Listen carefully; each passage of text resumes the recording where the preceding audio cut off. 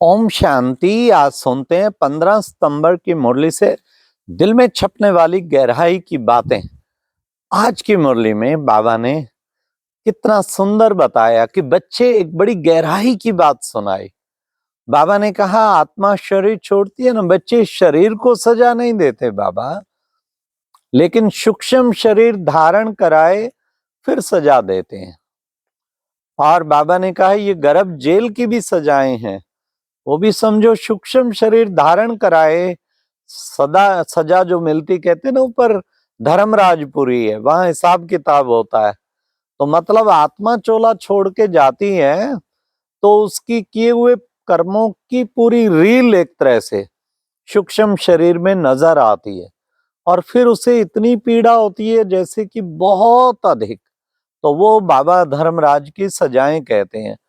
लेकिन बाबा ये कहते हैं धर्मराज की सजा खाने के बाद पद भ्रष्ट हो जाता है, इसलिए सजाएं 3 तरीके से मिलती, या पाप काटने के 3 तरीके। एक तो धर्मराज की सजाएं, दूसरा जो हमें कर्मों के हिसाब किताब इस शरीर स्थूल शरीर में आते हैं, ये भी वास्तव में कोई हमारे पाप कर्मों का हिसाब किताब चुकतो हो रहा होता है, तो वो भी हमें खुशी खुशी काटना है, क्योंकि हल्के हो रहे हैं, हमारे बोझ कटते जा रहे हैं। और तीसरा बाबा हमेशा कहते हैं योग बल, उसके द्वारा जो है हमारी सारी सजाएं कट जाती हैं। सबसे बेस्ट तरीका योग बल होता है, क्योंकि योग बल से हम पद भी ऊंचा मिलेगा और सजाएं भी कटती, वर्तमान भी आनंदित, भविष्य भी आनंदित, और पिछला सारा माफ। फिर बाबा ने आज मुरली में कहा, आज का गीत कितना अच्छा था, मुखड़ा देख ले प्राणी जरा तू दर्पण में, क्या है पाप क्या है पुण्य तेरे खाते में। बाबा ने कहा दिल दर्पण में रोज आना देखो, क्या मैं सर्वगुण संपन्न बना हूं, क्या मेरे में कोई अवगुण तो नहीं है, कौन कौन सी खामियां हैं, उसे निकालना है हमें।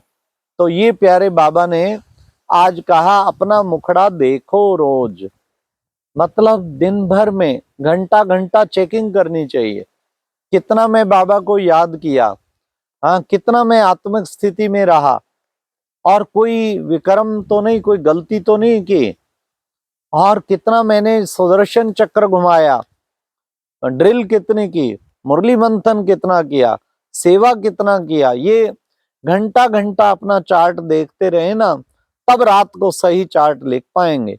खाली रात को बैठ के लिखने से नहीं, दिन भर अटेंशन चाहिए अपने पे।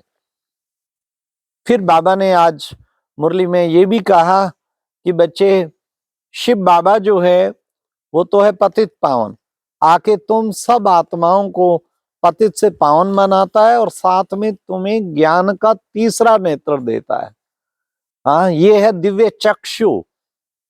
तो कई बार ये चक्षु जो है ना बंद हो जाता है, फिर देहिक दृष्टि से देखते हैं, ये आत्मिक दृष्टि का चक्षु है, दिव्य चक्षु, ज्ञान का नेत्र। आत्मा नहीं, अगर शरीर समझ के व्यवहार कर रहे, दूसरे को भी दे धारी, तो चक्षु बंद है। चक्षु तब खुला होगा जब आत्मिक दृष्टि में होंगे। तो बाबा ने आज इस ज्ञान चक्षु पे भी बताया। फिर बाबा ने कहा देखो बच्चे, हाँ क्या गाते हैं, तुम मात पिता हम बालक तेरे, तुमरी कृपा ते सुख घनेरे। तो कौन है वो माता पिता, क्या सुख दिया तुम्हें ऐसा। बच्चे तुम्हें बाबा आके विश्व का मालिक बनाता, 16 कला संपूर्ण संपूर्ण निर्विकारी सर्वगुण संपन्न बनाता है। तुम ही बच्चे, आज बाबा ने याद दिलाया, तुम ही बच्चे पूज्य थे, फिर तुम पुजारी बने, अब फिर पूज्य बनने जा रहे हो। पूज्य से पुजारी, पुजारी से पूज्य, ये चक्कर बच्चे चलता रहता है। आज बाबा ने कहा बच्चे, बाबा तुम्हें नई नई पॉइंट्स रोज सुनाते हैं, पढ़ाई पे कितना टेंशन देना चाहिए, कभी भी पढ़ाई मिस नहीं करनी चाहिए। हाँ कभी मुरली मिस कर देते हैं और बाबा की पॉइंट कोई ऐसी आ गई जो तीर लगे। कई बार कोई पॉइंट, एक पॉइंट ऐसी सुनने से भी बिल्कुल ही बुद्धि में ऐसी लग जाती, दिल को छू जाती, और उसके बाद फिर क्या होता, उससे परिवर्तन हो जाता। तभी हमने इसका टाइटल रखा दिल को छूने वाली गहराई की बातें। रोज अगर मुरली से कोई बातें दिल को छुई नहीं ना, तो समझ लो मुरली सुनी अनसुनी बराबर हो गई, कोई ना कोई बात छूनी चाहिए। इसलिए ये अच्छा नहीं छूती, इसको सुनते हैं तो उससे भी पता लगता है आज कौन सी छूने वाली बात थी जिसको हमें धारण करना है। तो बाबा कहते धारण करने से औरों को भी धारण करा पाएंगे। सबसे पहले पहले बाबा ने कहा बाप का परिचय देना है, औरों को भी बाप का परिचय देना है, खुद भी बाबा के परिचय को हर वक्त बुद्धि में रखना है, उसका नाम रूप गुण धाम काम सब कुछ बुद्धि में रखना है। फिर बाबा ने कहा कि बच्चे विशेष तुम बच्चे ये भी देखो, कांटों से फूल बनाना ये सबसे, ये क्या है, ये हमारा विशेष, बाबा ने कहा यही वास्तव में हमारा धंधा है। ये रोज का उत्सव, आज बाबा ने इसे उत्सव कहा, ये बच्चे तुम्हारा रोज का उत्सव है, कांटों से फूल बनाते चलो बनाते चलो। बाबा ने कहा परम पिता परमात्मा के साथ तुम भी सर्विस करते हो, इकट्ठे मिलके बाबा ने कहा सर्विस करते हो, जितना सर्विस करेंगे उतना ऊंच पद पाएंगे। फिर बाबा से योग बच्चे तुम्हें तोड़ना नहीं है, योग तोड़ना नहीं है, योग सदा लगा के रखना है, उससे तुम्हारा विक्रम विनाश होते जाएंगे और तुम पावन बनते जाएंगे। बाप तुमको श्रेष्ठाचारी दैवी गृहस्थ आश्रम, इसका जो है तुम्हें मालिक बना, दैवी गृहस्थ आश्रम बनाना सिखाते हैं। फिर बाबा ने कहा कि देखो बच्चे, पतितों को पावन बनाने के लिए बाप तुम्हें श्रीमत देते हैं, श्रीमत के बिना पावन बन नहीं सकते। हर वक्त बुद्धि में ध्यान रखो श्रीमत क्या है। श्रीमत है आत्मिक स्थिति, श्रीमत है बाबा की याद, श्रीमत है धारण करो और कराओ, श्रीमत है पवित्रता, श्रीमत हर वक्त बुद्धि में रहना ही चाहिए।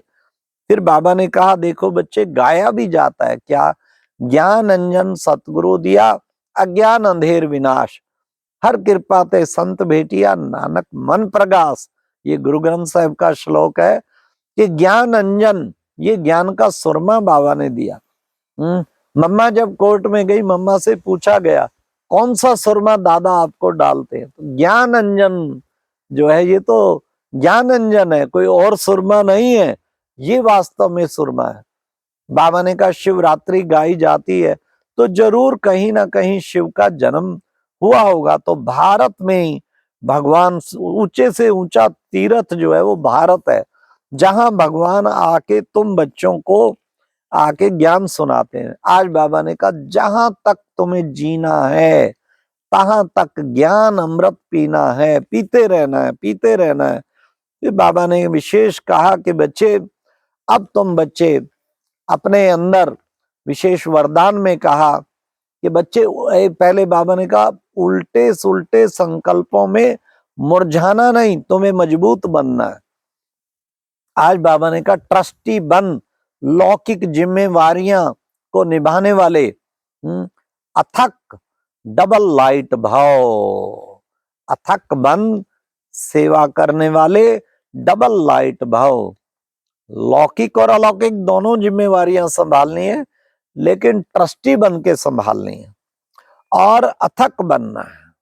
तो डबल जिम्मेवारी तो डबल सेवाधारी, तो अथक बनेंगे, थकावट ना हो, जरा भी थकावट ना हो, थकावट हुई तो फिर नीचे आ जाएंगे। इसलिए बाबा ने कहा थक बन, क्या करना है, डबल लाइट बन जाओ, एक तो आत्मा की लाइट, एक वैसे भी लाइट रहना है, हमें कोशिश करनी है सदैव लाइट बन के रहे, तो उससे हमारी स्थिति अच्छी रहेगी।